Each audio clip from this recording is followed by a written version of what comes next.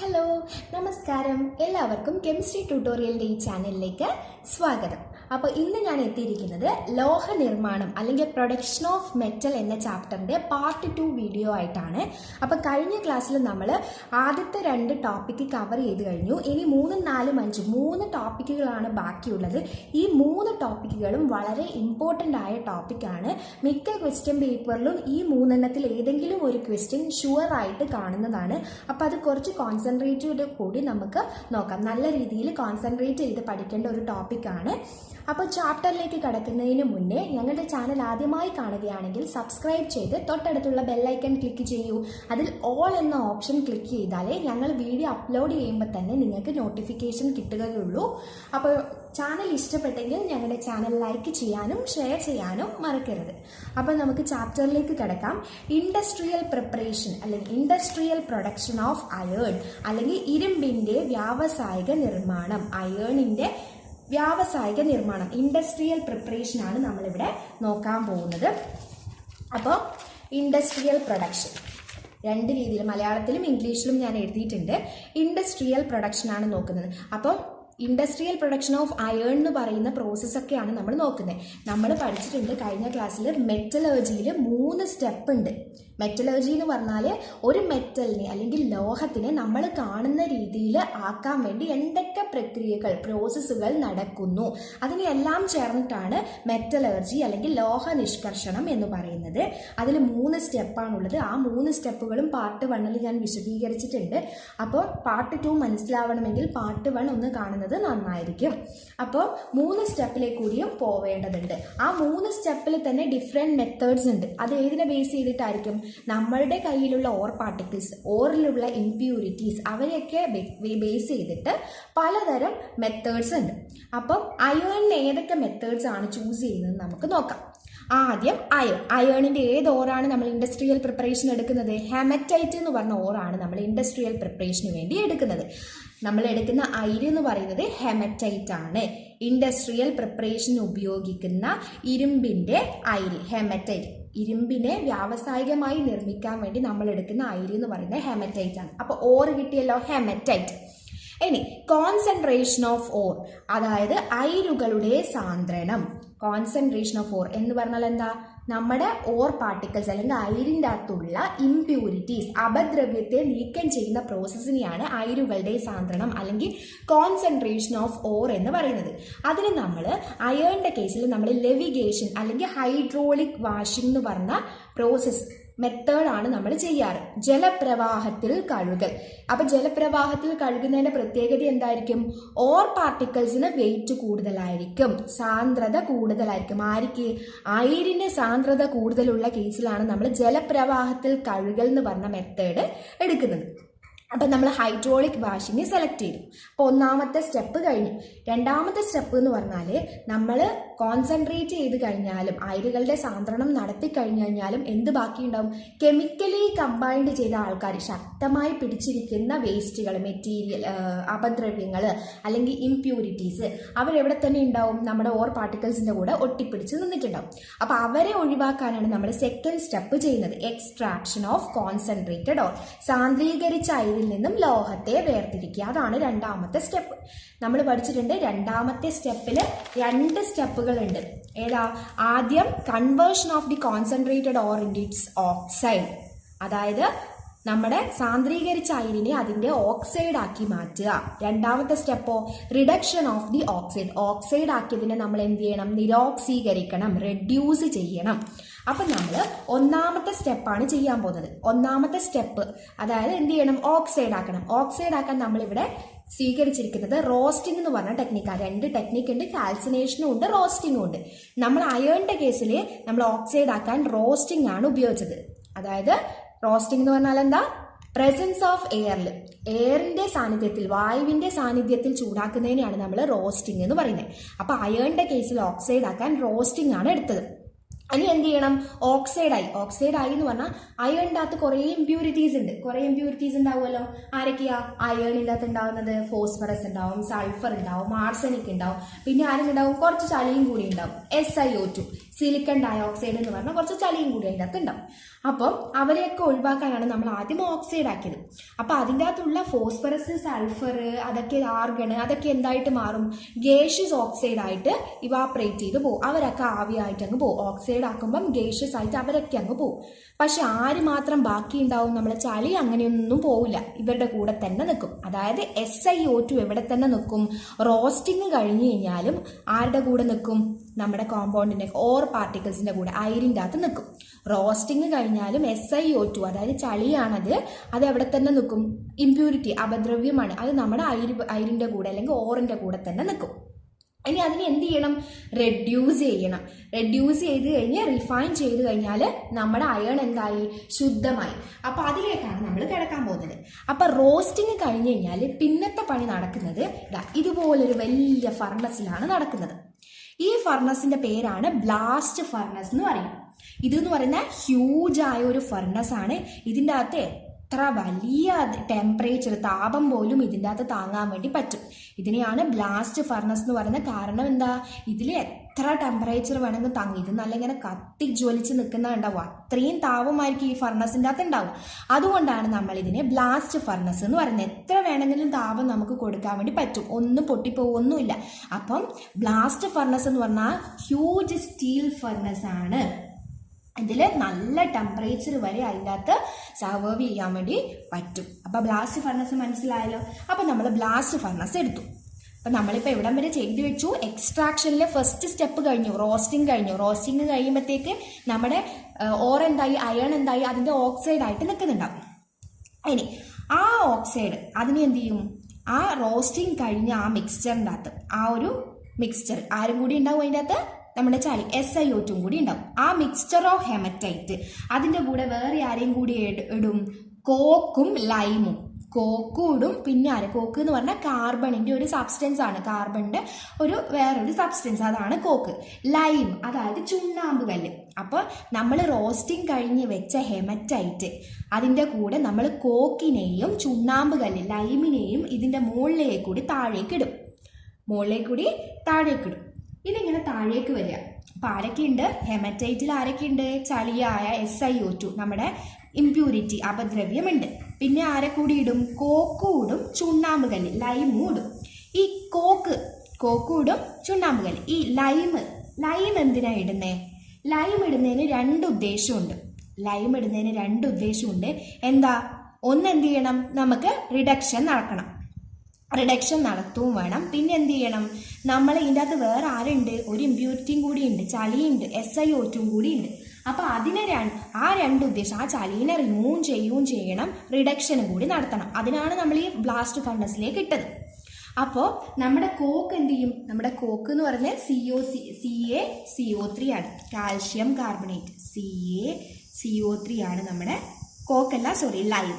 ചുണ്ണാമ്പ് കല്ല് എന്ന് പറയുന്ന സാധനമാണ് CaCO3. ഇതെന്താ ചെയ്യുക? ഇത് മിക്സ്ചറിൻ്റെ കൂടെ താഴേക്ക് വന്നു കഴിഞ്ഞ് കഴിഞ്ഞാൽ നമ്മൾ ഇവിടുന്ന് എന്തുകൂടി കൊടുക്കുന്നുണ്ട്? നല്ല ചൂടും കൂടി കൊടുക്കുന്നുണ്ട്, നല്ല താപം, നല്ല 1000 കെൽവിനിലൊക്കെ താപം ഇങ്ങനെ കൊടുത്തുകൊണ്ടേയിരിക്കുന്നുണ്ട് ഈ താഴെ നിന്നുള്ള സൈഡിൽ. ഡേരോ മാർക്ക് കണ്ടില്ലേ? ഇതിലേ കൂടി താപം കൊടുക്കുന്നു, മുകളിലേക്ക് കൂടി മിക്സ്ചർ താഴേക്ക് ഇടുന്നു. ഓക്കെ. അപ്പം ഈ കാൽഷ്യം കാർബണേറ്റ് എന്താ സംഭവിക്കാന്ന് വെച്ചാൽ ഈ ചൂട് തട്ടിയിട്ട് കാൽഷ്യം കാർബണേറ്റ് അങ്ങ് ഡീകമ്പോസ് ചെയ്യും, വിഘടിച്ചു പോകും. എന്നിട്ട് ആരായിട്ട് മാറും? കാൽഷ്യം ഓക്സൈഡും ആവും. പിന്നെ എന്തും കൂടി ആവും? കാർബണേറ്റും കൂടി ആയിട്ട് മാറും. ക്ലിയർ ആയോ? നമ്മൾ മുകളിൽ നിന്ന് മിക്സ്ചറിൻ്റെ കൂടെ ലൈമും കോക്കും കൂടി ആഡ് ചെയ്ത്, ചുണ്ണാമ്പ് കല്ലും കോക്കും കൂടി ആഡ് ചെയ്തിട്ടുണ്ട്. ഇവിടുന്ന് താപം തട്ടുമ്പം കാൽഷ്യം കാർബണേറ്റ്, ചുണ്ണാമ്പ് കല്ലിന് എന്ത് സംഭവിക്കും? അല്ലെങ്കിൽ ലൈമ് അല്ലെങ്കിൽ ചുണ്ണാമ്പ് എന്ത് സംഭവിക്കും? ചുണ്ണാമ്പ് കല്ലിനെ ഡീകമ്പോസിഷൻ, താപം തട്ടുമ്പം വിഘടിച്ചിട്ട് കാൽഷ്യം ഓക്സൈഡ് ആയിട്ട് മാറും.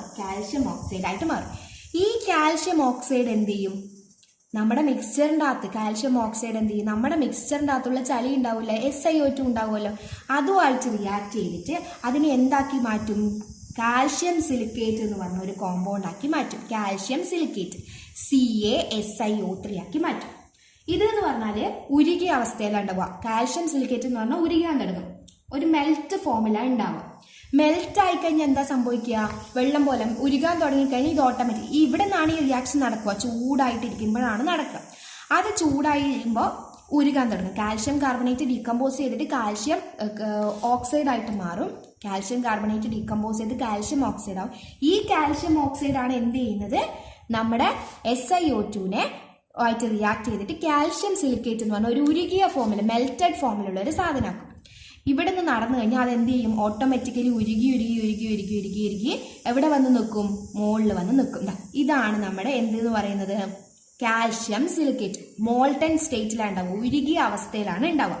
ഇത് എപ്പോഴും എവിടെയാണ് നിൽക്കുക എന്ന് വെച്ചാൽ നമ്മുടെ പ്യുവർ അയൺ നമുക്ക് കുറച്ച് കഴിഞ്ഞാൽ കിട്ടും, അതിന്റെ മുകളിലാണ് വന്ന് നിൽക്കുക. കാരണം എന്താ, ഇതിന് വെയിറ്റ് കുറവാണ്. വെയിറ്റ് ഇല്ലാത്ത സാധനം, ലൈറ്റർ വെയിറ്റ് ആകുമ്പോൾ എപ്പോഴും പൊങ്ങിക്കിടക്കുക ചെയ്യാം. എന്നിട്ട് അതെന്ത് ചെയ്യും, ഇതിലേ കൂടി ഒരു വഴി കണ്ടോ, അത് ഇതിങ്ങനെ ഒലിച്ചിട്ട് വേറൊരു പാത്രത്തിലേക്ക് പോകും. മുകളിലെ ഒരു സ്ഥലത്ത് വന്ന് സെറ്റിൽ ചെയ്യും, അത് ഒലിച്ചിട്ട് വേറൊരു പാത്രത്തിലേക്ക് പോകും. അപ്പം നമ്മളെ SiO2 എങ്ങോട്ട് പോയി, റിമൂവ് ആയി, അതായത് ചളിയൊക്കെ പോയി. ഇനി എന്ത് ചെയ്യണം, നമ്മളെ അയേൺ ഓക്സൈഡ് ആക്കി വെച്ചിട്ടുണ്ടാവും. അപ്പം അതിന് എന്ത് ചെയ്യണം, റെഡ്യൂസ് ചെയ്യലാണ് ഇനി അടുത്ത പണി. അപ്പം ഇവിടെ നോക്കിയേ, നമ്മുടെ SiO2 എന്ന് പറയുന്ന എന്താ സാധനം, ഇംപ്യൂരിറ്റീസാ. എങ്ങനത്തെ ഇംപ്യൂരിറ്റീസാ, റിമൂവ് ചെയ്യാൻ ബുദ്ധിമുട്ടുള്ള ഇംപ്യൂരിറ്റീസാണ്. അതായത് ഒഴിവാക്കാൻ ബുദ്ധിമുട്ടുള്ള, നമ്മൾ ഓക്സൈഡ് ആക്കിയിട്ടൊന്നും ഇത് പോയില്ല, ബാക്കി എല്ലാവരും വേപ്പറായിട്ട് പോയി. എന്നാൽ ഓക്സൈഡ് ആക്കിയിട്ടും പോവാത്ത, റിമൂവ് ചെയ്യാൻ, ഒഴിവാക്കാൻ ബുദ്ധിമുട്ടുള്ള അപദ്രവ്യം, ഇംപ്യൂരിറ്റി, അവരെ നമ്മളൊരു പേര് പറയും. അവരെ വിളിക്കുന്ന പേരാണ് ഗ്യാങ്. അപ്പം ഗ്യാങ് എന്ന് പറഞ്ഞാൽ എന്താ, it is an impurity which is difficult to separate. അതായത് ഒഴിവാക്കാൻ, നമ്മുടെ അയിരിൽ നിന്ന് ഒഴിവാക്കാൻ ബുദ്ധിമുട്ടുള്ള അപദ്രവ്യമാണിത്. അതിനെ വിളിക്കുന്ന പേരാണ് ഗ്യാങ് എന്ന് പറയും. ഓക്കെ, ഇനി ഗ്യാങ്ങിനെ ഒഴിവാക്കാൻ വേണ്ടി നമ്മൾ ചേർക്കുന്ന സാധനം, the substance which is used to remove gangue. ഗ്യാങ്ങിനെ ഒഴിവാക്കാനായി നമ്മൾ ഉപയോഗിക്കുന്ന സാധനം, അതിനെ പറയുന്ന പേരാണ് ഫ്ലക്സ്. ഫ്ലക്സ് എന്ന് പറയും. ഫ്ലക്സ് എന്ന് പറയും. അപ്പൊ ഗ്യാങ്ങിനെ ഉപയോഗിക്കാൻ വേണ്ടി ഗ്യാങ്ങിനെ റിമൂവ് ചെയ്യാൻ നമ്മൾ ഉപയോഗിക്കുന്ന സാധനമാണ് ഫ്ലക്സ്. ഫ്ലക്സും ഗ്യാങ്ങും കൂടി ചേർന്നുണ്ടാവുന്ന സാധനമാണ് സ്ലാഗ് എന്ന് പറയുന്ന സാധനം. സ്ലാഗ് ക്ലിയർ ആയോ? സ്ലാഗ് എന്ന് പറയുന്ന സാധനം എന്ന് പറയുന്നത് നമ്മുടെ ഫ്ലക്സും ഗ്യാങ്ങും കൂടി ചേർന്നിട്ട് ഒരു മോൾട്ടൺ സ്റ്റേറ്റിൽ ഉണ്ടാവുന്ന സാധനമാണ് സ്ലാഗ്. അപ്പൊ സ്ലാഗ് വെയിറ്റ് കുറവാണ്, അപ്പൊ അത് ഓട്ടോമാറ്റിക്കലി ഇതുവഴി അങ്ങ് പോകും. ക്ലിയർ ആയോ? ഇത്രയും മനസ്സിലായി എന്ന് വിചാരിക്കുന്നു. ഇനി ഫ്ലക്സും ഗ്യാങ്ങും അതിനൊരു പ്രത്യേകതയുണ്ട്. നമ്മുടെ ഗ്യാങ് എന്ന് പറയുന്നത് അസിഡിക് ആണെങ്കിൽ നമ്മൾ എടുക്കേണ്ട ഫ്ലക്സ് എന്ന് പറയുന്നത് എപ്പോഴും ബേസിക് ആയിരിക്കും. ഇത് വേറെ എക്സാമ്പിളൊക്കെ വെച്ച് നോക്കിക്കഴിഞ്ഞാൽ നമുക്ക് മനസ്സിലായി. ഇപ്പോൾ കോപ്പറിൻ്റെ ഒക്കെ എക്സാമ്പിൾ എടുത്ത് നോക്കിക്കഴിഞ്ഞാൽ നമ്മൾ കോപ്പറിൻ്റെ കേസിൽ അയേൺ ഓക്സൈഡ് ആണ് നമ്മൾ ഗ്യാങ് ആയിട്ട് എടുക്കുന്നത്, ബേസിക് ആണ്. അപ്പം നമ്മൾ എടുക്കേണ്ട ഫ്ലക്സ് എന്ന് പറയുന്നത് അസിഡിക് ആയിരിക്കും. അങ്ങനെ മാറി മാറി വരാം. ഇവിടെ ഗ്യാങ് അസിഡിക് ആണ്, അപ്പം നമ്മൾ എടുക്കേണ്ട ഫ്ലക്സ് ബേസിക് ആണ്. ഫ്ലക്സ് കാൽഷ്യം ഓക്സൈഡ് എന്ന് പറഞ്ഞാൽ ബേസിക് ആണ്. SiO2ന് അസിഡിക് സ്വഭാവമാണ് ഉള്ളത്. അപ്പം ബേസിക് സ്വഭാവമുള്ള ഫ്ലക്സും അസിഡിക് സ്വഭാവമുള്ള ഗ്യാങ്ങും ചേർന്ന് നമുക്കിവിടെ സ്ലാഗ്, കാൽഷ്യം സിലിക്കേറ്റ് എന്ന് പറഞ്ഞ സ്ലാഗ് കിട്ടി. അത് എന്തായി, അത് നമ്മൾ റിമൂവ് ചെയ്ത് കളഞ്ഞു. ഇത്രയും ക്ലിയർ ആയോ? അപ്പൊ ഇവിടെ നമ്മുടെ ഫ്ലക്സ് ആരാ, കാൽഷ്യം ഓക്സൈഡ് ആണ് ഇവിടെ നമ്മുടെ ഫ്ലക്സ്. മാറിപ്പോവരുത്, എക്സാമിന് ചോദിക്കുന്നതാണ്. SiO2 ആണ് നമ്മുടെ ഗ്യാങ്. സ്ലാഗ് എന്ന് പറയുന്നത് കാൽഷ്യം സിലിക്കേറ്റ്, ഉരുകിയ അവസ്ഥയിൽ അത് റിമൂവ് ആയിട്ട് പോകും. ഇത്രയും ക്ലിയർ ആയോ? ഇനി എന്താ ചെയ്യേണ്ടത്, നമുക്ക് റെഡ്യൂസ് ചെയ്യണം. റെഡ്യൂസ് ചെയ്യാൻ എന്ത് വേണം, ഒരു റെഡ്യൂസിങ് ഏജന്റിനെ നമുക്ക് വേണം. നമ്മൾ ചുണ്ണാമ്പുകല്ല് എന്തിനാണ് എടുത്തത്, ചുണ്ണാമ്പുകല്ല് ആഡ് ചെയ്തത് എന്തിനു വേണ്ടിയിട്ടായിരുന്നു, SiO2നെ റിമൂവ് ചെയ്യാൻ. കൂടെ നമ്മൾ വേറൊരാളെയും കൂടി ആഡ് ചെയ്തിട്ടുണ്ടല്ലോ, കാർബണിനെയും കൂടി നമ്മൾ ആഡ് ചെയ്തിട്ടുണ്ട്.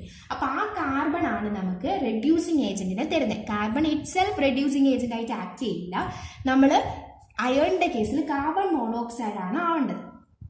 അപ്പോൾ കാർബൺ മോണോക്സൈഡ് എങ്ങനെയാണ് റെഡ്യൂസിങ് ഏജന്റ് ആയിട്ട് ഇവിടെ വരുന്നതെന്ന് നമുക്ക് നോക്കാം.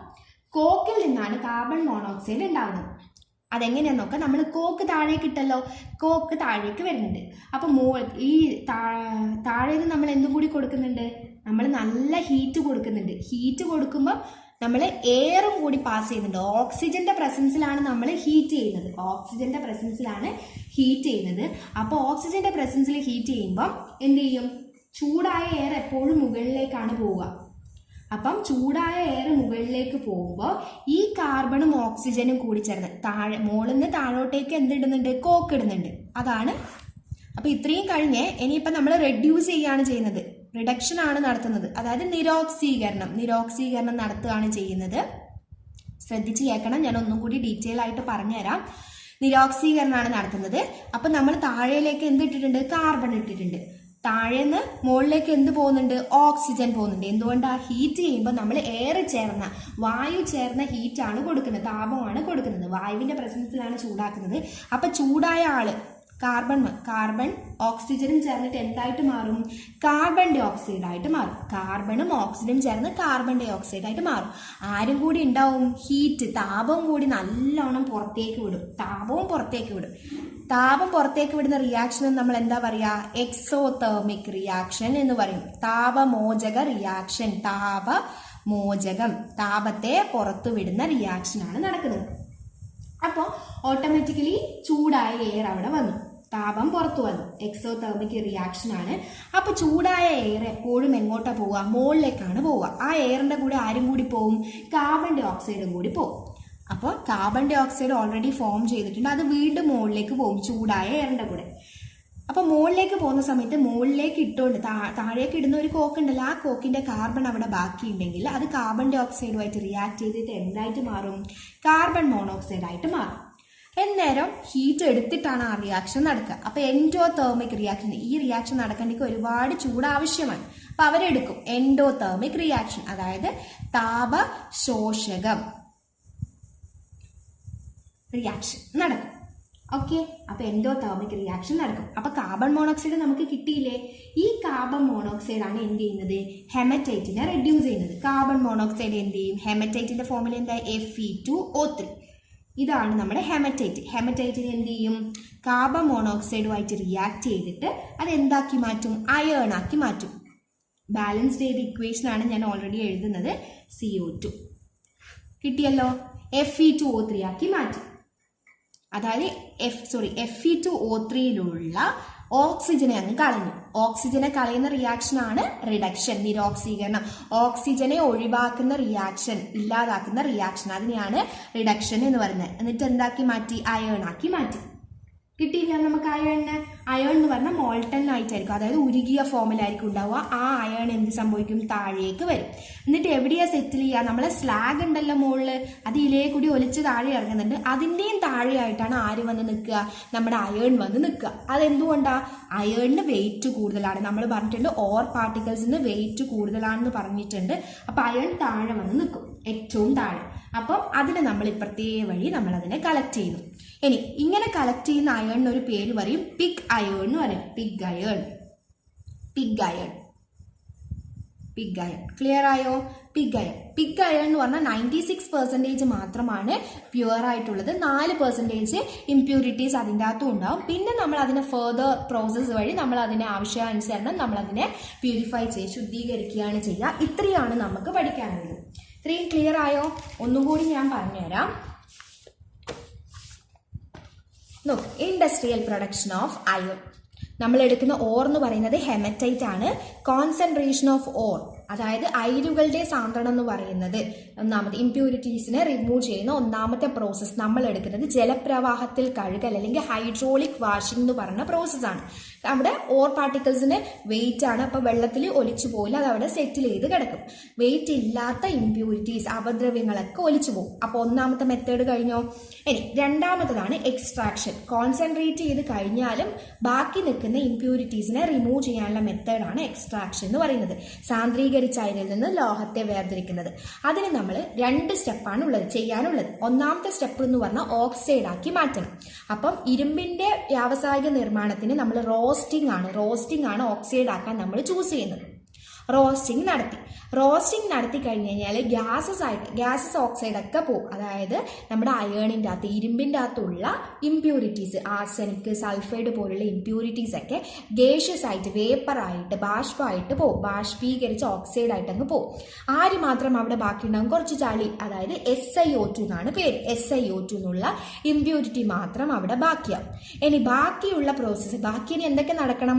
ഈ ഓക്സൈഡിനെ ഇനി റിഡക്ഷൻ നടത്തണം, ഓക്സൈഡിനെ നിരോക്സീകരിക്കണം, എന്നിട്ട് റിഫൈനിങ്, ലോഹശുദ്ധീകരണം നടത്തേണ്ട 2 സ്റ്റെപ്പും കൂടി ഉണ്ട്. ബാക്കിയുള്ള സ്റ്റെപ്പൊക്കെ നടക്കുന്നത് ഇതുപോലത്തെ ഒരു ഹ്യൂജ് ഫർണസിനെയാണ്. ഈ ഫർണസിനെ വിളിക്കുന്ന പേരാണ് ബ്ലാസ്റ്റ് ഫർണസ് എന്നാണ് പറയുന്നത്. ബ്ലാസ്റ്റ് ഫർണസ് എന്ന് പറയുന്നത് എന്തുകൊണ്ടാണ്? ഇതിൽ കൂടുതൽ ചൂട് നിൽക്കുന്നു. എത്ര ചൂട് വേണമെങ്കിലും ഇതിനകത്ത് നിൽക്കും. ഇതൊരു സ്റ്റീലിൻ്റെ ഫർണസ് ആണ്, അതിനാണ് ഇതിനെ ബ്ലാസ്റ്റ് ഫർണസ് എന്ന് പറയുന്നത്. അപ്പം നമ്മൾ എന്ത് ചെയ്യും, റോസ്റ്റിംഗ് കഴിഞ്ഞ ആ ഒരു മിക്സ്ചറിൻ്റെ കൂടെ കോക്ക് എന്ന് പറഞ്ഞാൽ കാർബണിൻ്റെ ഒരു സബ്സ്റ്റൻസ് ആണ്, പിന്നെ ലൈം എന്ന് പറഞ്ഞാൽ ചുണ്ണാമ്പ് കല്ല്, അതും കൂടി ഇതിൻ്റെ മുകളിൽ നിന്ന് താഴേക്ക് ഇടും. അത് വരുന്ന സമയത്ത് ഇവിടെ നാരെ കൊടുക്കും, ചൂട് കൊടുക്കും, നല്ല താപം കൊടുക്കും. വായുവിൻ്റെ സാന്നിധ്യത്തിലാണ് ചൂടാക്കുന്നത്, എയർ കൊടുത്തിട്ടാണ് ചൂടാക്കുന്നത്. അപ്പോൾ എന്ത് സംഭവിക്കും, ഫസ്റ്റ് എന്താ സംഭവിക്കുകയെന്ന് വെച്ചാൽ ഈ ലൈമിന് പറയുന്ന ലൈം CaCO3 കാൽഷ്യം കാർബണേറ്റ്, ഈ ചൂട് തട്ടുമ്പോൾ നമ്മൾ കൊടുക്കുന്ന ചൂടിൽ എന്തായിട്ട് മാറും, കാൽഷ്യം ഓക്സൈഡും കാർബൺ ഡൈ ഓക്സൈഡുമായിട്ട് മാറും. ഇനി ഈ കാൽഷ്യം ഓക്സൈഡ് എന്ത് ചെയ്യും, വരുന്ന ഈ ഹെമറ്റൈറ്റിന്റെ കൂടെ ഉണ്ടാവുന്ന ചാലിക SiO2, ഇതാണ് നമ്മുടെ ഇമ്പ്യൂരിറ്റീസ്. അതിനെ എന്താക്കി മാറ്റും, ഈ കാൽഷ്യം ഓക്സൈഡ് SiO2 ആയിട്ട് ചേർന്നിട്ട് ഉരുകിയ അവസ്ഥയിൽ മോൾട്ടൺ സ്റ്റേറ്റിലുള്ള കാൽഷ്യം സിലിക്കേറ്റ് ആയിട്ട് മാറും. അപ്പം നമ്മൾ ഇവിടെ എടുക്കുന്ന കാൽഷ്യം ഓക്സൈഡ് അതിനെ പറയുന്ന പേരാണ് ഫ്ലക്സ് എന്ന് പറഞ്ഞു കഴിഞ്ഞാൽ എത്ര പണിയെടുത്തിട്ടും റിമൂവ് ആയി പോവാതെ നമുക്ക് എന്തൊക്കെ ചെയ്തിട്ടും ഒഴിവാക്കാൻ പറ്റാത്ത ഇംപ്യൂരിറ്റി, അതിനെ പറയുന്ന പേരാണ് gangue. The substance which is difficult to separate, നമുക്ക് ഒഴിവാക്കാൻ ബുദ്ധിമുട്ടുള്ള ഇംപ്യൂരിറ്റീനെ വിളിക്കുന്ന പേരാണ് ഗ്യാങ് എന്ന് വിളിക്കും. അതിനെ ഒഴിവാക്കാൻ വേണ്ടി നമ്മൾ ആഡ് ചെയ്യുന്ന substance, the substance which help to remove gangue is called flux. അപ്പം ഫ്ലക്സ് എന്ന് പറയുന്നത് ഗ്യാങ്ങിനെ ഒഴിവാക്കാൻ വേണ്ടി നമ്മൾ ചേർക്കുന്ന സാധനമാണ് ഫ്ലക്സ്. എപ്പോഴും ഗ്യാങ് അസിഡിക് ആണെങ്കിൽ ഫ്ലക്സ് ബേസിക് ആയിരിക്കണം, ഗ്യാങ് ബേസിക് ആണെങ്കിൽ ഫ്ലക്സ് അസിഡിക് ആയിരിക്കണം. അപ്പം അത് രണ്ടും ഫ്ലക്സും ഗ്യാങ്ങും ചേർന്നാൽ കിട്ടുന്ന സാധനമാണ് സ്ലാഗ്. അപ്പം നമുക്കിവിടെ കാൽഷ്യം ഓക്സൈഡ് ആണ് ഫ്ലക്സ്, സിലിക്കൺ ഡൈ ഓക്സൈഡ് ആണ് ഗ്യാങ്, അത് രണ്ടും ചേർന്നിട്ട് നമുക്ക് സ്ലാഗ് കിട്ടും. ഫ്ലക്സും ഗ്യാങ്ങും ചേർന്ന് കിട്ടുന്ന സാധനമാണ് സ്ലാഗ്. അതിവിടെ ഏതാ നമുക്ക് കിട്ടിയത്, കാൽഷ്യം സിലിക്കേറ്റ് ആണ് കിട്ടിയത്. അതെന്ത് ചെയ്യും, വെയിറ്റ് കുറവാണ്, അത് താഴേക്ക് വന്ന് നമ്മൾക്ക് കിട്ടേണ്ട ഇരുമ്പിൻ്റെ മുകളിൽ വന്നിട്ട് ഡെപ്പോസിറ്റ് ചെയ്യും. എന്നിട്ട് അതെന്ത് ചെയ്യും, ഇവിടെയുള്ള കുഴൽ വഴി അത് പുറത്തേക്ക് പോകും. അപ്പം നമ്മൾ ഇംപ്യൂരിറ്റീസ് ഒക്കെ പുറത്തേക്ക് പോയി. ഇനി നമുക്ക് എന്ത് ചെയ്യാനുണ്ട്, നമുക്കതിനെ ഇംപ്യൂരിറ്റീസ് ഒക്കെ പോയി ഇനി റെഡ്യൂസ് ചെയ്ത് റിഫൈൻ കൂടി ചെയ്യാനുണ്ട്. അപ്പം നമ്മൾ എന്ത് ചെയ്തു, റെഡ്യൂസ് ചെയ്യാൻ വേണ്ടിയിട്ട് നമ്മൾ ഇതിൻ്റെ അകത്ത് ആരും കൂടി ഇട്ടിട്ടുണ്ട്, കോക്കും കൂടി ഇട്ടിട്ടുണ്ട്. ഈ കോക്ക് എന്ന് പറഞ്ഞാൽ കാർബൺ അടങ്ങിയ സബ്സ്റ്റൻസ് ആണ്. ആ കാർബൺ താഴേന്ന് പോകുന്ന ഓക്സിജന്റെ പ്രസൻസിൽ എന്തായിട്ട് മാറും, കാർബൺ ഡൈ ഓക്സൈഡ് ആയിട്ട് മാറും. ഓക്കെ, അപ്പം ആ കാർബൺ ഡൈ ഓക്സൈഡ് എന്ത് ചെയ്യും, കാർബൺ ഡൈ ഓക്സൈഡ് മുകളിലേക്ക് പോകാൻ വേണ്ടി തുടങ്ങും. ചൂടായ കാർബൺ ഡൈ ഓക്സൈഡാണ് എപ്പോഴും മുകളിലേക്ക് ഇങ്ങനെ പോകും, ഇവിടെ നിന്ന് ഇങ്ങോട്ടേക്ക് പോകും. അപ്പോൾ ബാക്കി ഉണ്ടാവുന്ന കാർബണുമായിട്ട് റിയാക്ട് ചെയ്യും. എന്നിട്ട് എന്തായിട്ട് മാറും, കാർബൺ മോണോക്സൈഡ് ആയിട്ട് മാറും. ഇങ്ങനെ കിട്ടുന്ന കാർബൺ മോണോക്സൈഡ് ആണ് നമ്മൾ ഹെമറ്റൈറ്റിനെ റെഡ്യൂസ് ചെയ്യുന്നത്. റെഡ്യൂസ് ചെയ്തിട്ട് നമുക്ക് എന്ത് കിട്ടും, നമുക്ക് അയേൺ കിട്ടും. ആ അയേൺ എന്ന് പറയുന്നത് 96% പ്യൂരിറ്റി ആയിരിക്കും ഉണ്ടാവും. അതിനെ വിളിക്കുന്ന പേരാണ് പിഗ് അയേൺ എന്ന് പറയും. ഇത്രയും മനസ്സിലായോ? ഇത്രയുമാണ് ഇൻഡസ്ട്രിയൽ പ്രൊഡക്ഷൻ ഓഫ് അയേൺ എന്ന് പറയുന്നത്. ഞാൻ എഴുതിയിട്ടുണ്ട്, ഇംഗ്ലീഷ് വേർഷനാണിത്, ഇത് മലയാളം വേർഷനാണ്. അപ്പം നിങ്ങൾ ഒന്നിക്കിൽ ഇത് പോസ് ചെയ്തിട്ട് സ്ക്രീൻഷോട്ട് എടുക്കുകയോ അല്ലെങ്കിൽ എഴുതിയെടുക്കുകയോ ചെയ്യുകയാണെങ്കിൽ കുറച്ചുകൂടി വ്യക്തമായി പഠിക്കാൻ പറ്റും. ഇംഗ്ലീഷ് വേർഷനും മലയാളം വേർഷനും സെപ്പറേറ്റ് ചെയ്ത് എഴുതിയിട്ടുണ്ട്. അപ്പം അയേൺ എന്ന് പറയുന്ന ഇൻഡസ്ട്രിയൽ പ്രൊഡക്ഷൻ നടക്കുന്നത് ബ്ലാസ്റ്റ് ഫർണസിലാണ്. ക്ലിയർ ആയോ?